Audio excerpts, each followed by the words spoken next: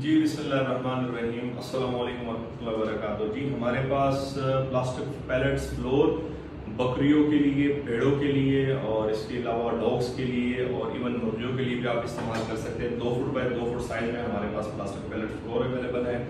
इसके अलावा हमारे पास ऑटो ड्रिंकर्स अवेलेबल है बकरियों भेड़ों के लिए। इसमें हमारे पास गाय भैंस वाले भी अवेलेबल है। इसके अलावा हमारे पास बच्चों को दूध पिलाने के लिए निप्पल्स अवेलेबल है बकरी और भेड़ों के बच्चों के लिए। इसके अलावा ये 5 पोर्शन में भेड़ बकरी के जो बच्चे होते हैं 5 दिन से 3 महीने तक, उनके लिए ये वाले फीडर्स अवेलेबल हैं।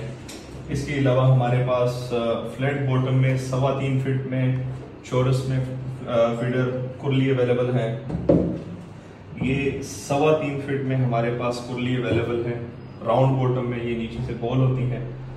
इसके अलावा हमारे पास ये 6 फीट की कुरली अवेलेबल है। ये 6 फीट की हमारे पास कुरली अवेलेबल है राउंड शेप में। ये इसका बैक साइड है, ये इसका फ्रंट साइड है। तो हमारा व्हाट्सएप का नंबर 0335597966 और रावलपिंडी इस्लामाबाद में जो बंदे हैं वो हमारे ऑफिस में आके यहाँ से परचेज कर सकते हैं।